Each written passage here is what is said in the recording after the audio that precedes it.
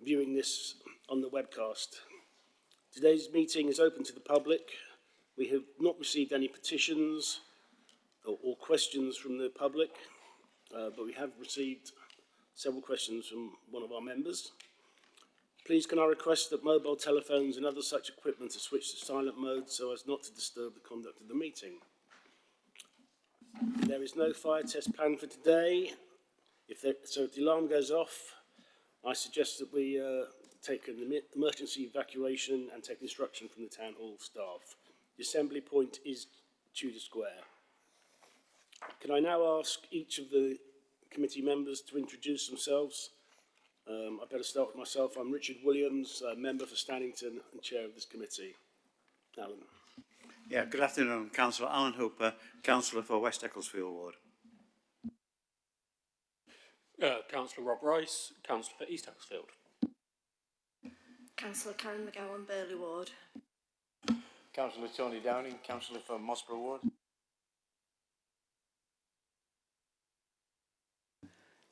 Councillor Janet Riddler, councillor for Stocksbridge and Upper Don and group spokesperson for the Labour Party. Good afternoon. Councillor Gary Weatherall for Shire Green Brightside Ward. Marianne Elliott, Green Councillor for Gleadless Valley. Thank you very much. Firstly, Councillor Weatherall, welcome to this committee. Nice to see you here. I'm sure you will have an active role and lots of inputs going forward. And could I ask officers when they speak to just introduce themselves, please? Thank you.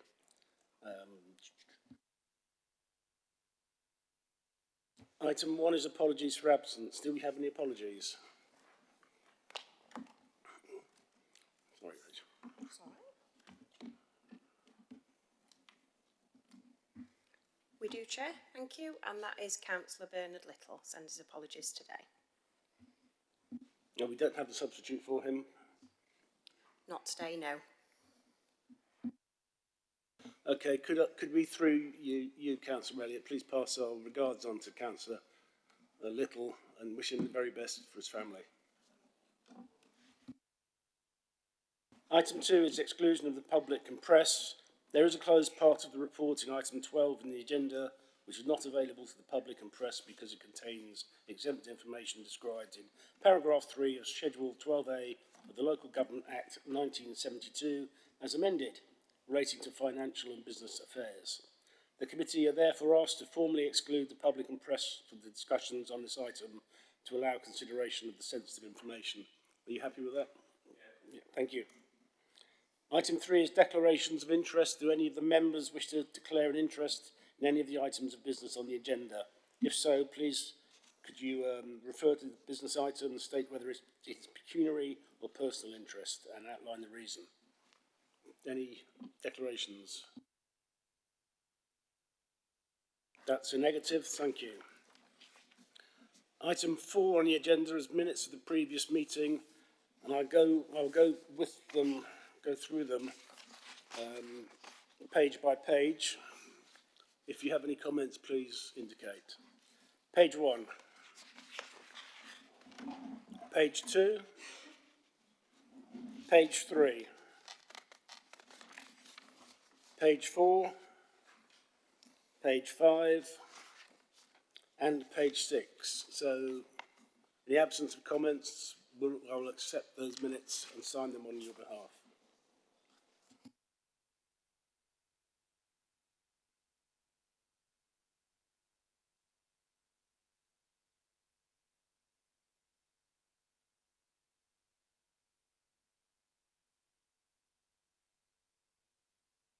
Item 5, public questions and petitions. We have none, so I should go on to item 6, which is members' questions. I received a set of questions from Councillor Elliott. There is a maximum time limit of 10 minutes for the whole of this item. Written answers to the questions have been provided. They're on the web and you have copies. But if Councillor Elliott would like to ask any supplementary questions, please do. Yes, please, Chair, and thank you for the answers to my questions on the trees to be felled at Wyning Brook. It's good to have this information in the public domain, I think. The Trust have got extensive information on their website, which is really, really clear, and it refers to 6 diseased trees, I think. I just wondered, do we know how many trees are going to be felled in total? How many will be replanted? And I suppose more importantly, what type or types of trees will be replanted? Thank you. Thank you. This may come as a complete surprise to you, but I don't have those answers off the top of my head. But I will find out the answers and write to you. And thank you. Thank you.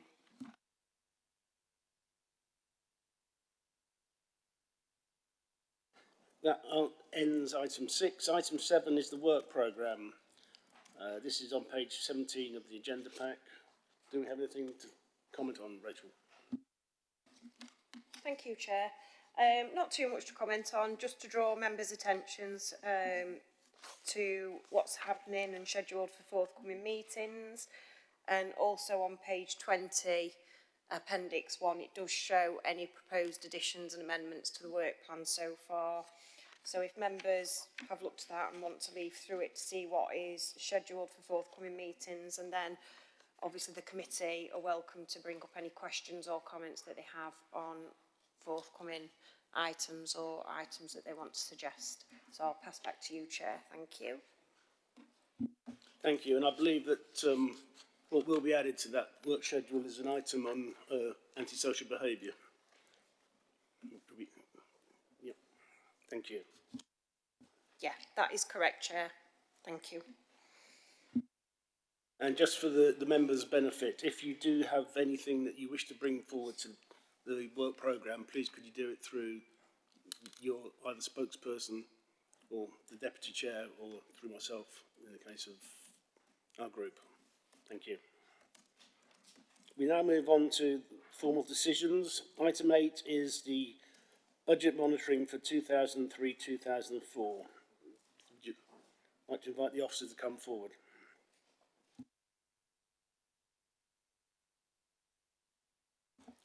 This item is on page 29 of the agenda pack.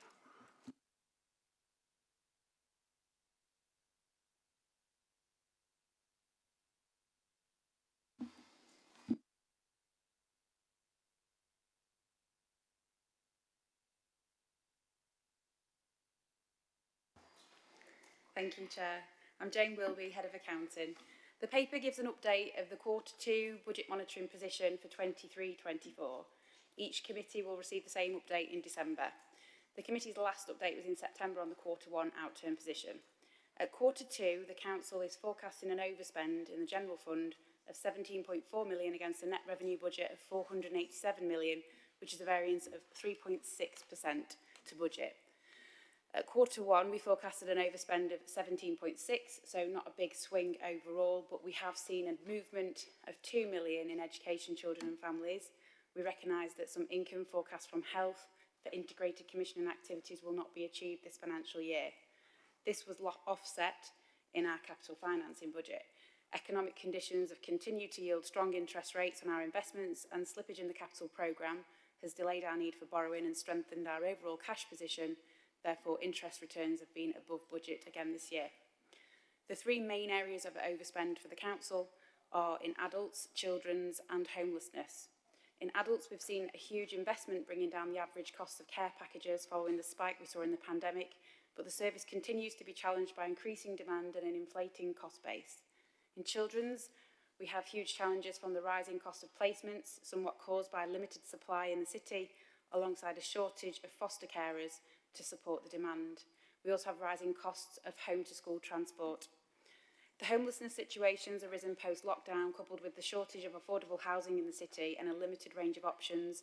Our use of bed and breakfast accommodation has reached an unsustainable and unaffordable level. The increase in homelessness is a national issue, and there's now more than 100,000 households in temporary accommodation, which is the highest level for 20 years. In spite of these emerging challenges, the £47 million of budget savings plans that were put in place as part of the 23-24 budget are currently 80% on track to deliver, with a further 12% that will be delivered in 24-25. The Communities, Parks and Leisure Committee are forecast to overspend by $800,000 this year against budget. Part of the overspend is the multi-year savings programme relating to libraries, which will fall short by 170k. This will be picked up in the next stage of the library redesign service. There are overspends in coroner and medico-legal services due to increased staffing and transport costs. There's further work underway to review the fees to ensure the service is fully recovering against costs. There are also overspends in community budgets of 350k relating to community support workers following the end of grant funding in this area. There are, however, some potential underspends in the youth service. The youth service is forecasting to spend to budget, but actual costs today are lower than projected. The national context is that the issues facing Sheffield are not unique, and councils across the country are experiencing the same challenges and financial context. We've seen 4 local authorities in the past 12 months declare insolvency, issuing 114 notices, Nottingham being the most recent name to the list, austerity being the underlying cause of the financial distress. Sheffield City Council has been able to manage overspends against budget by drawing from reserves for the past 2 years, and will do so again this year if no further mitigations are brought forward. We set aside 70 million reserves in 21 for budget contingency, and we have 13 million remaining by the end of the year. Reserves can only be used once, and as are depleting as overspends continue. The autumn statement offered no reassurance from government that there may be any additional funding for local authorities. The medium-term financial analysis presented in September highlighted a 61 million budget gap over the next 4 years, with 18 million falling into 24-25. Services have been developing solutions to meet next year's budget targets and have brought forward proposals to the most recent committee meetings. All policy committees will make their final decisions in December. Consultation on existing budget proposals and the overall budget will need to take place. Further balancing options also need to be developed. The local government financial settlement is due next week, following the impact that needs to be assessed. On the 21st of December, Strategy and Resources will be asked to make a recommendation on the savings plans to date, and on 21st of February 24, the Strategy and Resources Committee will be asked to recommend the full budget to Council for 24-25. The Council must continue to drive the delivery of budgets in year and savings plans and tackle the overspends to prevent the budget gaps from widening. The committee is asked to note the Council's financial position for Q2 for 23-24. The Q3 position will be presented to the committee in March. Thank you. Thank you. Do we have any questions? Councillor Weatherall. Yeah, thanks for the report. Is there anywhere where I can get the information, what I'm asked for now, is what I want from a layperson's point of view is how much we pay our foster carers, and is that from newborn to 3, from 3 to 6, that kind of thing, you know what I mean, and then up to 16 to 18, 19. And also, I should like to find out how much we're paying these, I'll find it in a minute, these places what hold our children together, these homes, how much do they charge per child, and has anybody looked at those two to see if we can offer more to our foster carers, so we can offer it as a package, like it's, you know, because if we've got people working who might be able to say, well, I can foster a child if I didn't have to go out to work and earn this amount of money, but if I get X amount of money coming in, I could go out and foster. Would that be better for the child? You know what I mean? We just need to get is there anywhere I can find that information, or could you send me that information? Yeah, I'm slightly confused, Gary, because that's for a different committee. That's all right then, Chair. But I think you should ask those members' questions to the chair of, I assume it's Education, Children's. I have sent similar type of things. It's just that you're in this paper, and that's why I wonder why we're here and not on education into Dawns. You know, so is it a crossover then? So the paper's presented to all of the committees, and it's the wider sort of council update. So some of the key issues are sort of the key issues are presented to every committee, and then there's a specific section for the Communities, Parks and Leisure Committee. So from section 1.7, that's the committee-specific budget. So the issues in foster caring and provision of placements are discussed, and sort of lots of analysis and work's done in the Education, Children and Families Committee. Right, so every committee gets the same, so you all know what's going off in each committee. I've got it now, Chair, thank you. Thank you. So, any other questions? No? Well, thank you very much for presenting that report. Thank you.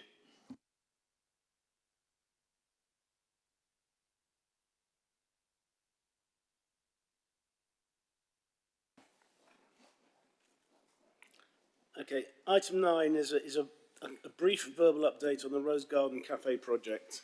I asked this to come to this committee because I made a commitment in the charities subcommittee that as a committee we would keep an eye on this, although it's not directly our responsibility. It's that infamous grey area of who does what and when on this council. So this brief verbal update. There will be more comprehensive updates coming through as and when we've got better information.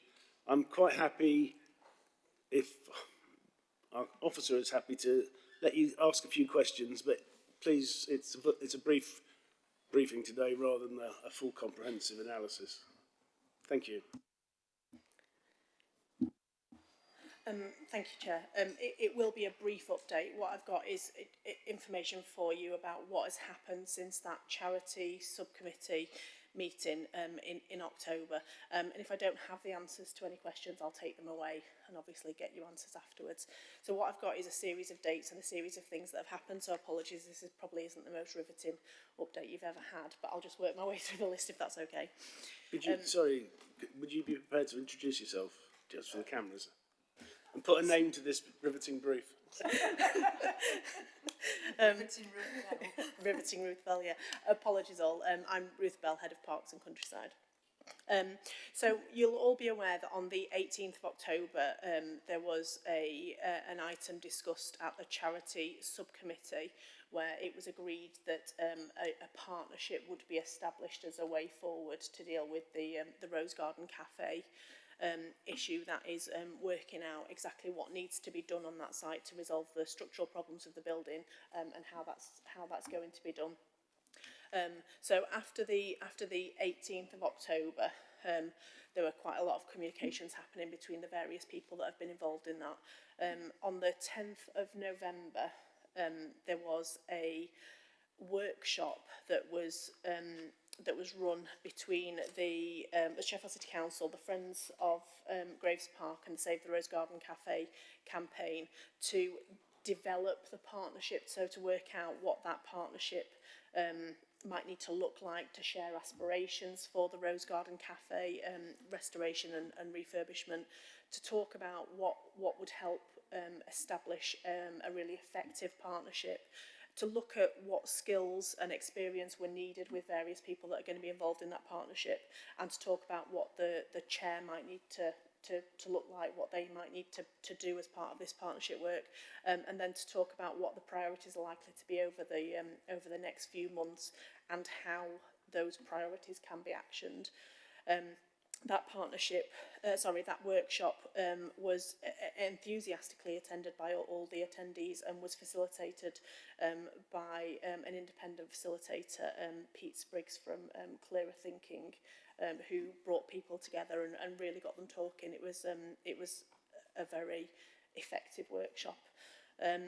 Since then, a number of documents have been drafted and a number of things have happened. So sort of in the following week, a memorandum of understanding was drawn up. Adverts for both the chair and partners were drawn up. Draft terms of reference for the partnership, and also information on specifically the front wall of the cafe was drawn up and shared between those three key groups for review and comment.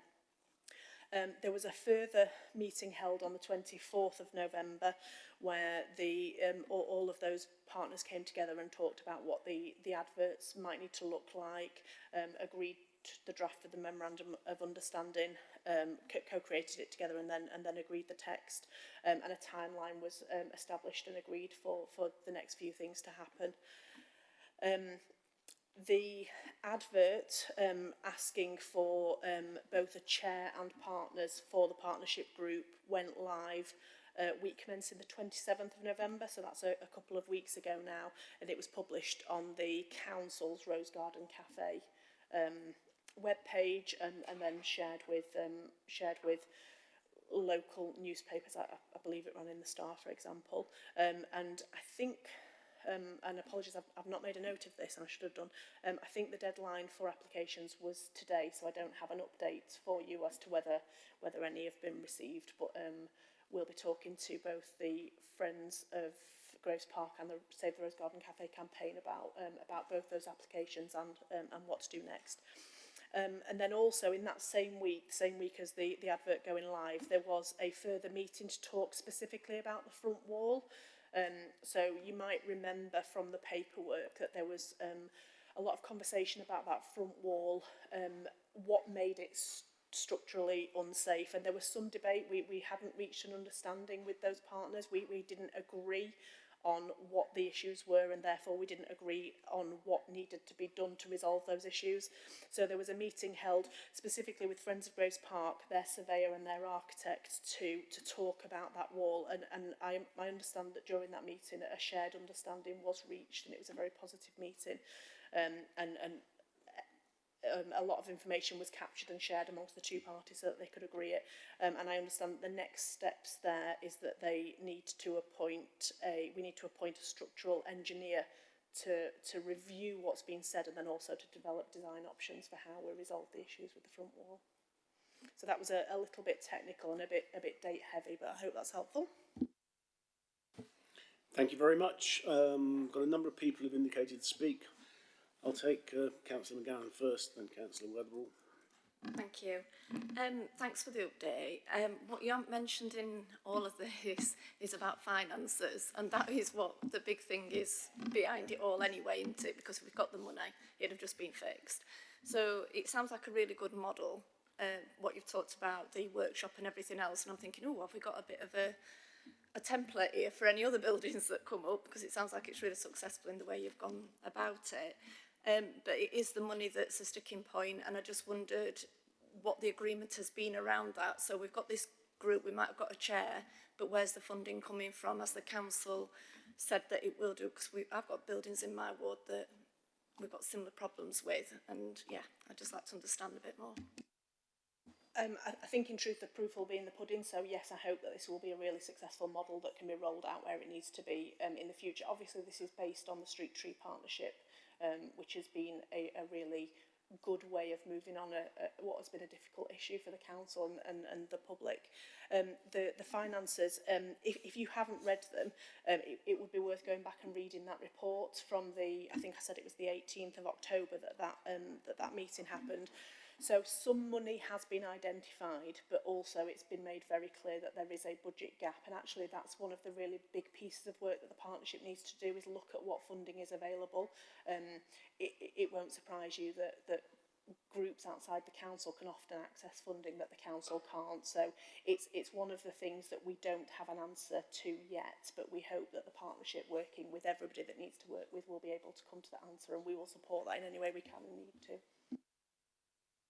Just quickly, I presume that part of this will be putting a business plan together that will stack up, that makes it work, etc.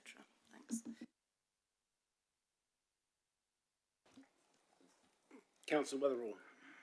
Yeah, sorry, thanks for that, Ruth. Yeah, it's a difficult one for you, and well, that's part of the job, isn't it? What you're doing, everything's difficult at the moment with budget cuts. How vulnerable is the building? Have we made it as safe as possible? I know that's what you're going to say, but things do happen, and is it being regular checked? So I guess there are two ways you can think about vulnerability. So how vulnerable is it to, for example, collapse? It is being supported structurally by quite significant scaffolding. I don't know if you've seen pictures, but it is very heavily scaffolded to keep it safe. It is currently being used by the cafe again, but only as a takeaway, really. There's very little internal space due to the amount of scaffolding that is there. So in that regard, it is being supported to keep it safe. With regard to other vulnerabilities, it is being checked very regularly, and it won't surprise you that at periods such as, you know, bonfire night, when things like that are happening, extra checks have taken place, and thankfully, and I'm going to touch some wood when I say this, it's been okay. So it is being considered, and it is being monitored regularly for both vulnerability and also for safety. Thank you, Chair. Thanks. Councillor Downing. Yeah, thank you. Thank you, Ruth, for that. Very good report. I don't suppose you can answer this, but you did mention that the group could, or the group could access funding easier than what we can. Obviously, we're in the council. How confident are you that with what we're putting in, and has any money being targeted, or any funding being targeted from anywhere else? Thank you. I have faith in the people that are involved. So the Friends of Graves Park are very good at accessing funding, and they have already identified to us pots of money that they want to access with regard to restoring the buildings. It is worth reiterating that the bill is going to be a very big one. The gap is big, but I have faith that we all want this to happen. And that between us we will make it happen. I don't think it will be easy, but I think we will. And I have an awful lot of confidence in the people that want to be involved in this project. It's because they care, and because of that they are out there hunting to get the answer, quite frankly. Thank you. And thank you very much. So that is noted.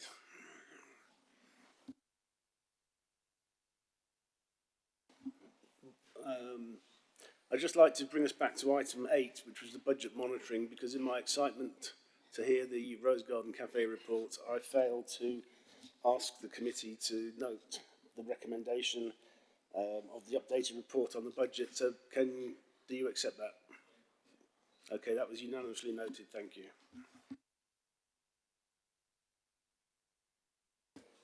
Item 10 is the first of our briefings, proper briefings, and this is the Central Library update. This is on page 41 of the agenda pack. The purpose of this report is to provide a briefing to the Communities, Parks and Leisure Committee regarding the process being proposed to Strategy and Resources Committee in December 2023. In fact, I think it's tomorrow. For the timeline and requirement for feasibility funding to develop a solution for the Graves building, which hosts the Central Library, which is why we are interested, and the Graves Gallery, and hand over to the officer to provide your report. Thank you. Thank you, Chair. I'm Hilary Coulson. I'm the Head of Libraries, Archives and Information Service for the Council.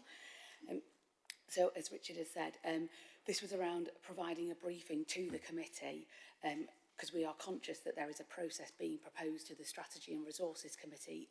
It's actually going to the committee meeting on the 21st of December. It's just moved on to the second meeting in December for that committee. And to make you aware of kind of the process that's being involved, but also just to kind of give an update on the kind of governance arrangements. There are kind of like multiple strands to it, and therefore kind of just being clear about the role of the different kind of committees and how we would expect to engage with yourselves and others as that work kind of progresses. So as Richard has kind of noted, the recommendations are around noting the contents of the report, and that further and updates and decisions around the library service will come to this committee, but decisions around the building itself would go to Strategy and Resources. I'll not go through it kind of like word for word, but I'll just pull out some key points and then take any questions if that's helpful. So on page 43, kind of 1.2 paragraph, tried to set out the kind of the scope of what is kind of involved from our perspective from a libraries and archives service. So the Central Library at the moment offers an adult lending kind of function, study and reading space. It has quite a large computer suite in there, a children's library and the library theatre, as well as significant volumes, about 6 kilometres of stacks and shelves for kind of out-of-print books and strong rooms in the basement beneath the building itself. So linked to that for our service is also the City Archives and the Local Studies Library. So on floor 2 of the building we have our Local Studies Library, and that is kind of split site with the City Archives, which is currently based at Shoreham Street. So it's just to try and give you a complexity of kind of the scope of the services that we currently deliver kind of in that building, but also kind of across the wider piece that are linked to that. So at Shoreham Street, we house a kind of a supervised reading room, so anybody can come in and access the archive materials in a supervised environment. It also has a kind of a very well kind of environmentally controlled strong room in there for all the archive materials, spaces for conservation and digitisation of those materials. So there's quite a lot of space involved in those buildings. The purpose of the kind of the work that we are starting now is to build on the work that has already been done around a vision for the library service for the central library and the city archives. And it's about the services that we want to deliver, kind of both to kind of people in Sheffield, but also with kind of partners and other stakeholders. There are concurrent pieces of work looking at kind of the museum, which obviously is in the top floor of the building at the moment, the Groves Art Gallery, and then also a piece of work looking at the building itself, which, as you'll be aware, requires significant kind of repair work. We have included a kind of a very high-level timeline on page 44. I will say that that is indicative and likely to change as we start to go through that process. You'll note that the report says that we are looking to put in a funding bid to a project feasibility fund to help support some of that long-term work on the vision of the services that we want to deliver through that. So that will inform some of the timelines as we go forward. But I think it's useful to just give an overview as to what that should look like going forward. And then in 1.4, we've tried to be clear around kind of the governance and kind of what that means. So any decisions around the kind of the building itself, its kind of structure, repair, use will be made by the Strategy and Resources Committee. The long-term vision for our service for libraries and archives absolutely would sit with the Communities, Parks and Leisure Committee, with yourselves, and decisions around the kind of museum, the wider culture offer would sit with Economic Development and Skills Committee. So there's quite a lot of kind of committees and engagement stakeholders involved within this. So kind of paragraph 3.1 on page 45 kind of flags that whilst we've not consulted on this update specifically, we really do envisage that there is a significant piece of engagement work to do going forward as we develop that vision. So both with the public, with our stakeholders, with yourselves as elected members on the committee. But the update itself is to really, I suppose, kind of flag the report that's going to Strategy and Resources, try and kind of understand where the various pieces of the work will come to as we go forward, and that any further updates and decisions regarding the library would come to this committee specifically. So I'm happy to take any questions. Thank you very much. Councillor McGowan. Yeah, first of all, just thank you to your staff and everything for showing us around the buildings, because that really, really helps to visualise what the space is, what's needed, and the specialisms around all of that. So that was really helpful. I remember talking about the vision when I first came on 13 years ago. Jan Fitzgerald was involved then, and she had a vision as well, and we don't seem to have got any further. For me, what drives this is the building itself. We've got to find a location, because we can have all the dreams in the world about what we want to include in there, but every building we look at has never got either the space or it's not suitable for whatever reason. So I think the location of, you know, whether everything goes in there or whether we have to keep it separate will be the key. And I just wondered, have we got any thoughts around that? Is anything, you know, you don't have to share with me now this minute, but have people identified spaces? Because I feel like we've missed opportunities through the city over my 13 years, and I just think about the old post office. Whether it was suitable or not, I don't know, but I just think that was a big building that's, you know, the University of Sheffield, Hallam University have now used, but it may have been suitable and it was in a central location. So I just wondered if you've got any ideas of any buildings. So I think for us now, it's trying to understand what a kind of service should look like going kind of forward. I think that the pandemic has significantly changed how people kind of use kind of the library service, kind of particularly in person as compared to kind of like digital. And I think that you're right, I am kind of a newcomer to what is a very long-standing conversation. I fully appreciate that. But really it's trying to think for me about what that future offer should look like. So in 10 to 15 years' time, what is that vision of that central library? It is about, for me, welcome, accessible spaces in its broadest sense, but that has to include a digital element that may not have been there before. I think the other thing when we talk about kind of buildings and locations is around bringing the city archives into this. So recognising at the moment that our customers, if you're wanting to access primary material that would sit down at Shoreham Street versus your secondary material around kind of newspaper cuttings and microfiche, you're then back up into Central Library. Because it is one team, they're not open on the same days apart from a Saturday. So actually we don't offer the right customer service there. So although it makes the picture more complex, I think it is getting us to that right kind of conversation. So I think what we need to decide is kind of that, what is the space that we need, the amount of flexibility that we need to kind of bend and flex, because nobody can really predict what services are going to look like and need in 20 years' time. The pandemic, I think, has shown how disruptive kind of events can be, to trying to build in that flexibility and then doing that kind of options appraisal, which is why I think having those three strands of the work is really important, that we do it together, because it feels like there is a kind of a jigsaw puzzle almost, like that we need to understand what the vision is for all of those pieces and then look at what the options are within the city centre to deliver those. Just Lisa, for Director of Parks, Leisure and Libraries, just to follow on from what Hilary said as well, there's running in parallel is the piece of work with the Sheffield museums as well, to look at what the gallery, to answer all the same questions for the gallery and whether or not the Graves building is still the right place for the gallery, and what that would look like both with a central library in the building but also as a standalone gallery. So we have to do those two pieces of work in parallel, but they're also slightly different pieces of work as well. So once we've established what the future, I'm going to use the word vision, I know we've had lots of visions around this before, once we know what the vision is for each of those elements, then we can look at whether or not Graves building is the right building, and then subsequently how we access funding to make that happen, or whether or not different buildings, or one building, one service in there, one elsewhere, and so on. But we need to do the pieces of work specifically for the museum and for a Sheffield library to build on the work that's been done before. Okay, thank you. I've got actually a number of speakers who wish to ask questions.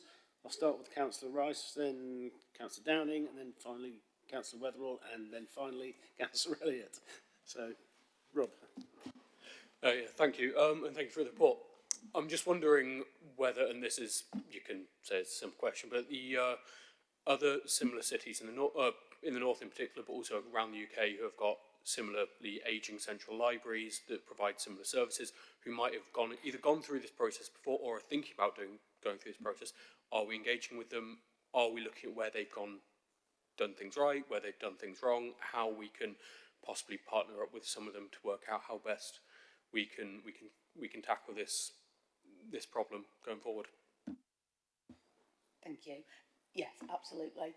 So we know that a number of other core cities, kind of Manchester, Liverpool, Birmingham, have done significant kind of changes to their central library, whether they are new standalone buildings, whether they are a renovation of a very similar dated building actually in Manchester around the 1930s, or whether they are kind of almost like a mix of a restoration of its original building and then kind of like an added on kind of wing and a newer modern view of that.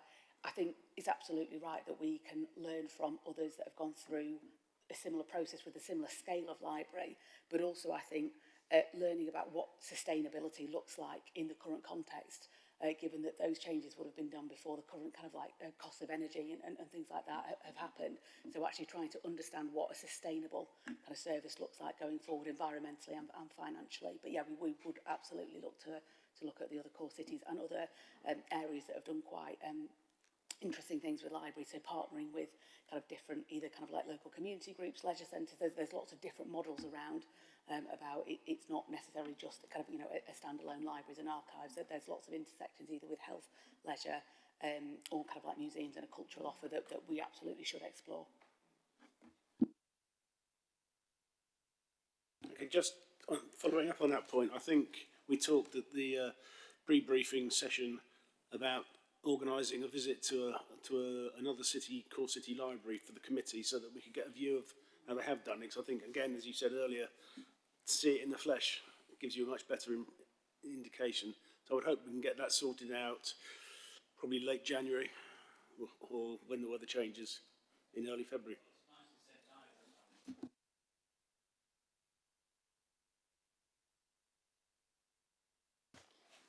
Councillor Downing. Yeah, thank you, Chair. Yeah, obviously this is an iconic building and also it's listed, and people of this city would be very, very aggrieved if anything were to seriously go wrong with it. I suppose really, and it's probably a question for the Strategy and Resources Committee, it would be a case of what would the cost of making it safe and making it viable and a probably purpose-built library somewhere else in the city, you know, and is that a kind of question that you could give any answers to at all? Thank you. Thank you. I think that's exactly where the kind of the building strand of this work will look at. There are significant kind of survey works, as I understand it, that will be required to understand how that we kind of undertake the repairs. It is obviously a complex kind of building with a lot of, you know, beautiful kind of architecture and craftsmanship that kind of went into it when it was built in the 30s. So actually looking at the kind of the cost to kind of repair, kind of renovate, because there's that point around kind of compliance, but then there's also, I think, once we know the kind of the vision for the services that currently are delivered through that, how might that change the use of the building going forward? So yeah, although that is a kind of a decision, if you like, for the kind of Strategy and Resources Committee, it's absolutely something that we would, it would feed into that, because when there is any options appraisal done, it needs to kind of feed into actually what is the cost of the different options, that building itself versus kind of other options and what services run through it. Yeah. Councillor Wetherall. Yeah, thanks for that. Thanks for the report. And I think Lisa's clarified it in depth about how we're going to bring up, because you did mention earlier that it's all changed since COVID. Since lockdown, so people's not going out. I stayed at home for 14 months, so I know I'm one of those people. And the thing is, what we've got to understand is that you were saying 1 minute, you were saying about the space, we need the space to do whatever, you know, archiving and things like that. And then it also mentioned that the visitors' numbers must have come down since COVID-19. That might be coming back a little bit, but do we need that space, what we've got? And that's something what Lisa said, didn't you, about looking into all that. So I'm really pleased you mentioned that today, because that's some of the questions I answered. And I'm not passionate about where the Central Library is, as long as it's fit for purpose for Sheffield and the museum. So there's no need to come back to that. Thanks so much. And Councillor Elliott. Thank you, Chair. Thanks for that. I just had a specific question about the archives, and it seems there is a logic in the archive service sitting within the library, physically, within it, for the reasons you described. And obviously currently it's in a separate building. Is that building big enough to store all the archive documents, or is the archive service going to need more space at some point anyway, quite soon? And leading on from that, if the archive service did have more capacity, would this potentially bring in more money to maybe store documents on behalf of other bodies? Because there's obviously a statutory requirement to store some documents, so could they take on that function and potentially bring in more revenue? Thank you. The short answer to will archives need more space is probably a yes. We are a service that will always be a kind of an incoming service. We should be seeking to preserve and kind of curate the history of the city kind of as it happens.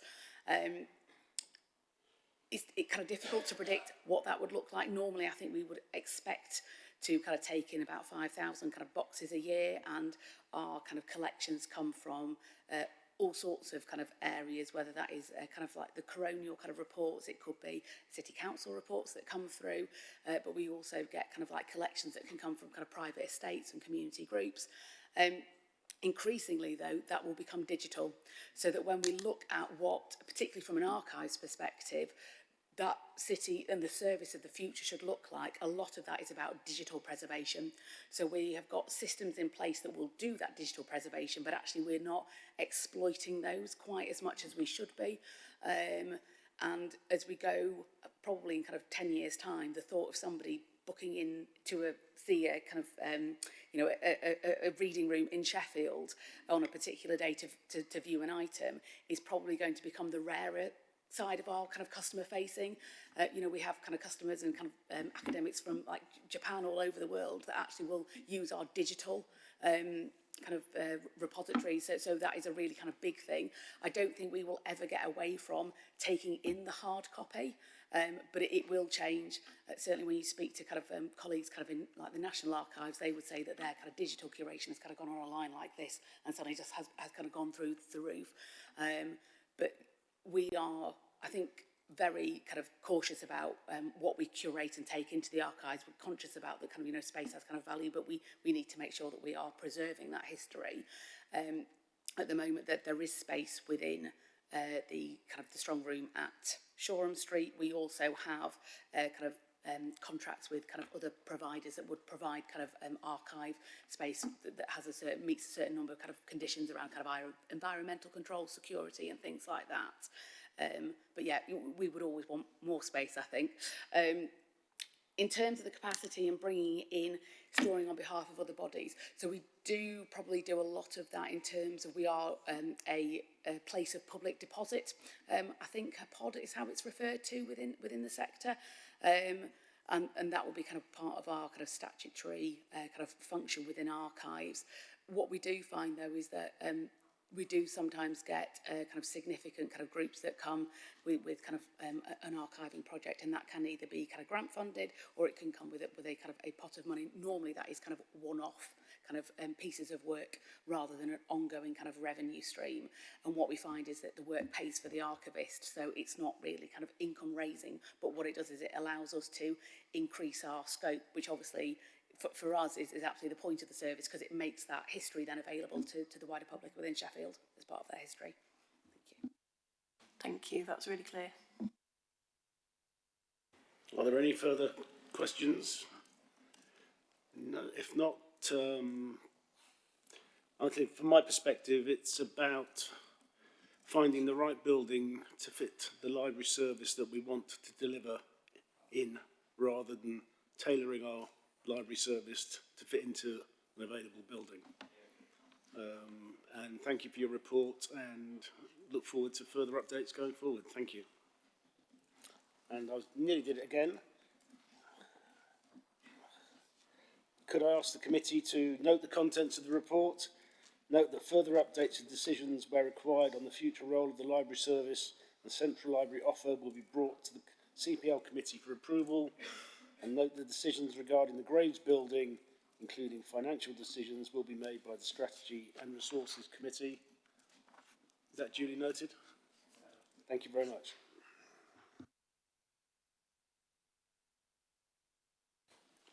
Item 11 is the Community Parks and Leisure Capital Programme.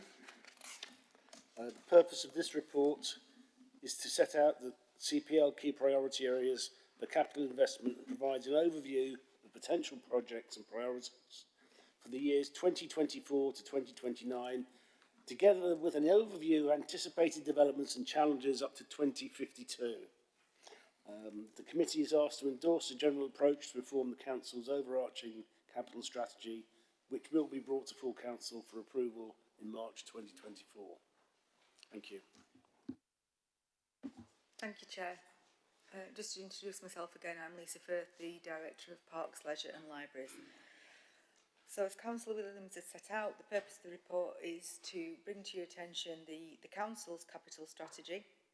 A similar report is going to all committees that have capital projects within their remit. And this report also builds on the presentation you might remember earlier this year in June from Kate Clark that set out some of the capital projects that are happening within our areas.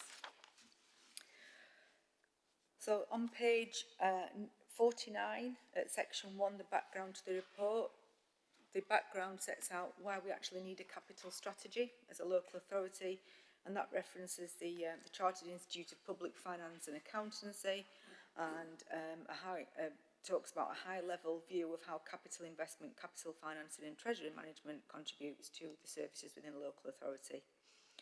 At 1.2, The Council's capital strategy takes a 30-year view of capital investments with a detailed 5-year capital programme. And the report sets out recommendations in relation to the element of that capital programme that sits within the remit of the Communities, Parks and Leisure Committee. So, remaining on page 49 of the report in section 2, 2.1, the capital investment in the CPL Policy Committee area is focused primarily on improving people's quality of life by investing in their local communities, and every part of our city should have clean physical environment and well-maintained green and open spaces. Sport, leisure and library facilities are accessible to everyone. 2.2, we set out that this committee area pulls together capital investment priorities from several areas. So investment in leisure facilities, green and open spaces is now combined with an emerging priority for investing specifically in facilities for young people in our communities, in family hubs, centred on bids to the Youth Investment Fund and capital funding for the Start of Life programme. The report sets out an opportunity, the report gives an opportunity for this committee to comment upon and develop the proposed capital strategy for the services within your responsibility. And 2.4 reiterates the importance of the Council moving towards a rolling capital strategy, which doesn't simply reflect this fixed point in time, but takes a longer term 10-year view and into 2052 that I will not be here to deliver. I just want to point that out in case you're wondering. So just to summarise then, in section 3, which is on page 50 of the report, sets out how this decision and this report contributes, and you can see that it contributes to our ambitions around carbon and net zero, the recovery from the COVID pandemic, levelling up, inclusivity, ensuring everyone in our communities has access to services that they are entitled to, equality, diversity, inclusion, and responding to the Race Equality Commission's recommendation around celebrating Sheffield through sport and culture, past, present and future. And it also makes reference to how the capital strategy contributes to the development of the Council's corporate plan. Taking you on to page 53 of the report, the first appendix is the capital projects and the forward look for the Parks, Leisure and Library Services. And in section 1 and then further at 1.1, sets out some of the projects that are either currently in play or that are envisaged to start within the next 10 years. I'm not going to go through all of those, but please, if there are any questions around any of them, you please just ask the question. But to save time, I won't go through them all. I'm pretty sure that you are familiar with most of those projects. So that takes us to page 57 of the report at section 1.2. And what I will do is just point to some of the projects that we anticipate in the forward look to the 2050s. Some members might remember that we replaced our cremators at City Road in the last 2 years, I think, but they have a shelf life, and so we do anticipate that after 20 or 25 years the cremators are going to need replacing again. And of course at that point in time the Council needs to look at the most both economic and environmentally impactful replacement for cremators. And as we develop a bereavement strategy as well, it might be that we actually reduce the number of cremators if there are different burial and cremation offers in place at that time. We know that our closed landfill structure needs continuing monitoring and investment. Our green and open spaces constantly need improvements and investment to keep them both safe and accessible for communities. And it was 2017 that our medical legal centre was last refurbished, and we know we are very tight for space at the medical legal centre, and so we anticipate again as part of our bereavement strategy looking for either extending our current facility or moving it elsewhere in the city. We need to ensure that we've got a climate, ecological and flood resistant city, and so the design and management of our landscapes is going to need investment. And Hillary's talked about our library estate in terms of our central library, but we also know that our wider community library estate will be ageing, and whilst our communities grow and their needs change over time, we need to invest in that estate in whatever form that takes. 1.3 sets out some challenges, because we will I'm sure we will meet some challenges along the way, and we've set out what we envisage those challenges being and how we anticipate overcoming them. And then on page 60, we set out the same 10-year forward look for our community services, covering things such as investment in youth centres and locality hub buildings. At page 62, the report again sets out a forward look to the 2050s for our community services, increasing the delegation of powers to local area committees and how local area committees can actually help with developing our youth work and ensuring that we've got the right facilities in the right places. Colleagues in communities will also come up against some challenges, and at 2.3 of the report, which is on page 63, we've set out how we envisage those challenges being overcome. Thank you, Chair. Thank you very much. Are there any questions? I'll take Councillor Downing first and Councillor McGovern. Thank you. Thank you.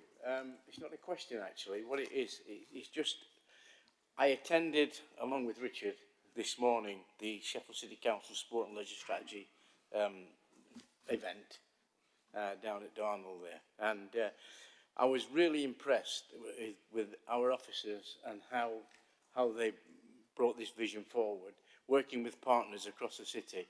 And I just wanted to say a big thank you to all the work that you guys have been doing, along with partners across the city.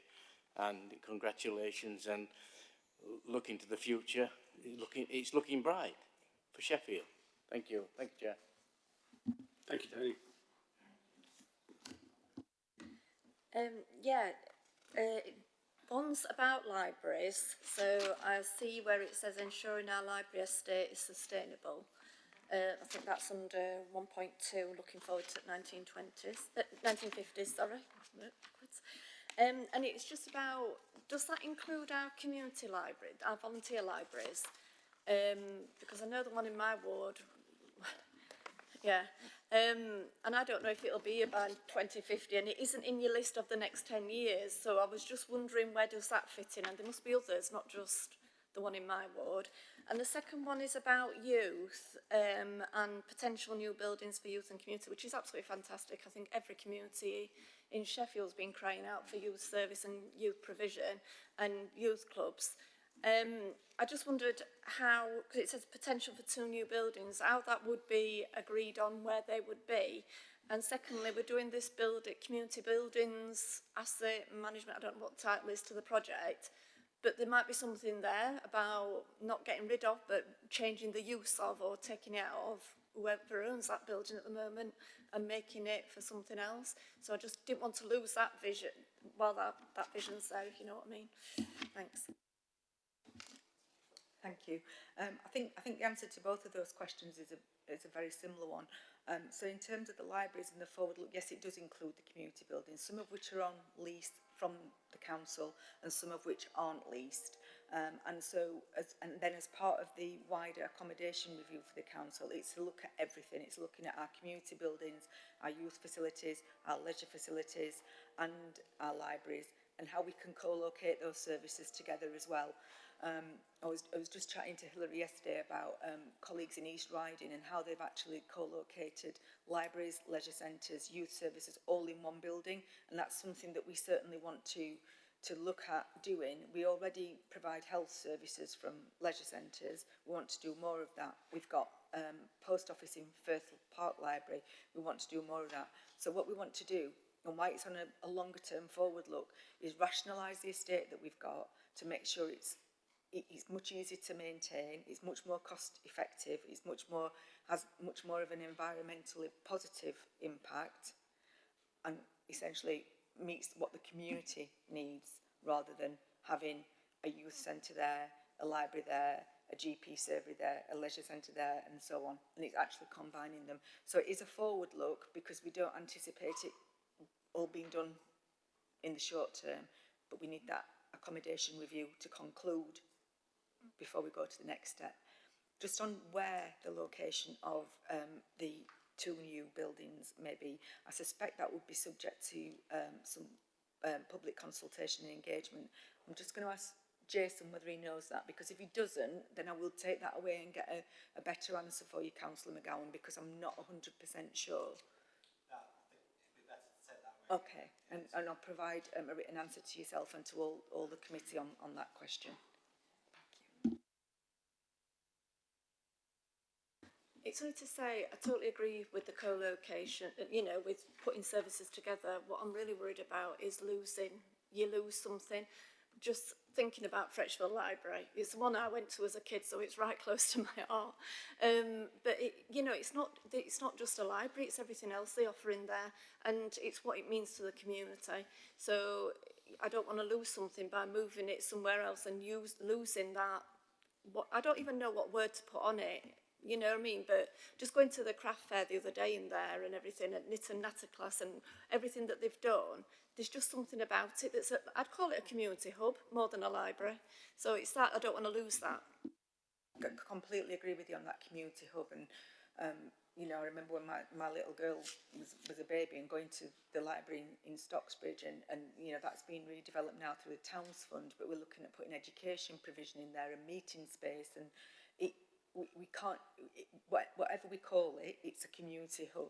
And if that has youth services in it as well, that's the important part. We can't fit everything in a leisure centre, you know, you can't. So as Councillor Downing said, we talked this morning about people going into a leisure centre to have musculoskeletal injuries looked at, and that makes them go into a active environment that they start to feel comfortable with. It's the same as socialising people into a community hub, and what they go in there for one thing. They might go in for youth service, they might then end up in the library or a knitting class, or you know, whatever it is, a craft stall. It's getting people familiar with getting out and socialising in their community, whatever that looks like. So yeah, pardon? Without damaging the existing. Without damaging the existing. It's building on the existing, yeah, completely. Do we have any further questions? No, in that case, I just want to make an observation before thanking you for the report. I mean, the lists of what we will invest in over the next 10 years are just huge. And I think it just reflects on the impact that this committee has on the residents' day-to-day life. I mean, it's from libraries through to community centres, through to youth services, leisure centres, leisure facilities, the parks, right the way through to the bereavement services. I think it's something we should keep a very close eye on going forward, because it will just make such a difference to people's lives. On that basis, then, thank you for the report. The recommendations are as follows. We are recommended to endorse the proposals set out in this report. Note that the proposals will now be included in the draft capital strategy to be submitted to Council for approval on March 2024. And if approved, officers will work with members to consult with relevant stakeholders, including with partners, staff, trade unions, and in respect of equalities and climate change, on the proposals in this report to inform final project proposals. B, and I think this is very important, officers will work to develop any necessary detailed implementation plans for the proposals in this report so that the proposals can be implemented as planned. And finally, approval for detailed proposals will be sought as part of the monthly capital improvement cycle by the Finance Committee. Is that approved? Yeah. Thank you very much. Can I just make sure that local councillors, anything that's happening, that local councillors are involved on a one-to-one, than it just being the whole committee? Yeah, definitely. Okay, before we go on to item 12, which will include the closed section, just draw your attention to something Tony has raised, the nice colourful brochure which I put on your desks earlier. This is the final copy of the sport and leisure strategy, which was launched today at the fabulous new facility for the Sheffield Sharks. Got that one right. And I was very pleased to be able to go along. It's a long time in the making, a very long time in the making, much longer than I even realised. But it sets out, as it says, a strategy for how we will deliver sport and leisure facilities, and the underlying rationale or reason for it is, as Greg Fell presented today, a shocking discrepancy between lifespans of residents in this city. I mean, something between 56 and 73 years? I mean, that's not very good. And hopefully, all the evidence suggests that if you can just get a little bit active, it makes such a difference. And that underpins this strategy, as well as all the fantastic investment we're putting into leisure facilities, parks, green spaces. There will be a more detailed presentation to this committee in January. There's a fantastic video that's shot, which we can show, and Lisa and her team will be able to take you through much more of the background to this. Yes, we'll also have to stand up for it. Okay, thank you. Item 12 is the Communities Park and Leisure 24-25 budget savings. Thank you, Chair. The report on the budget proposals for 2024-25 builds upon the report that we talked through in November at this committee. And on page 65 of the public report pack, excuse me, the report is subsequent to the November the 13th report, and the purpose of this report is to further update you, this policy committee, on the proposed savings 24-25 in order for us to achieve a balanced budget. So, taking you to page 67 of the report, at section 1, the proposal, and at section 1.3, you will remember that in November we talked about a budget gap of 469,000 for this committee to achieve a balanced position.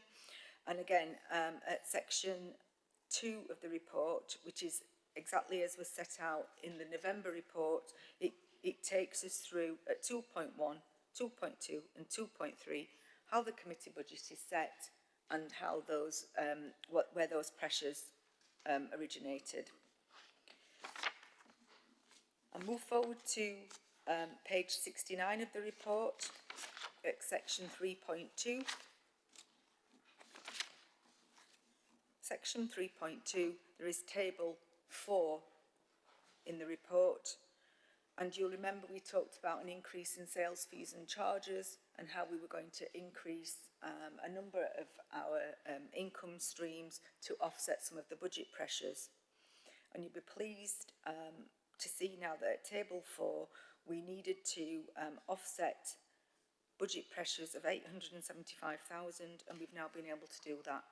And at that point, Chair, I would be recommending that we move into the closed session so I can go into more details about how we've met those budget pressures or how we anticipate making them. Sorry, are we moving into closed session now, or do members want to ask questions on the open part first and then move in? We'll need to practically shut the feed off. I don't know if we're ready to do that. How do members feel? Do you want to, any questions now or go into closed session? Closed session. Okay. Thank you. Thank you for the report. The recommendations are as follows: that the Communities, Parks and Leisure Policy Committee acknowledges the recommendation approved at the Strategy and Resources Committee on the 7th of September 2023, that policy committees will be asked to develop savings / additional income options that cover their own pressures, in effect cash standstill, and to require policy committees to report at their meetings in November on how they can balance their budgets. Secondly, notes as this committee's response to the Strategy and Resources Committee's request, the set of budget proposals set out in the closed part B to this report. Thirdly, notes that officers will now work with members to consult with relevant stakeholders, including with partners, staff, trade unions, and in respect of equalities and climate change, on the proposals in this report to inform final budget proposals. And finally, notes that officers will work to develop any necessary detailed implementation plans for the proposals in this report so that the proposals can be implemented as planned before and during the 2024-25 financial year. Is that agreed? That was unanimously agreed. That concludes our agenda. Thanks to everybody for their attendance today. Whether you celebrate Christmas or not, I hope you have a great break. Thank you for your efforts this year, and see you, if not around, but certainly in 2024. Crikey. Thank you.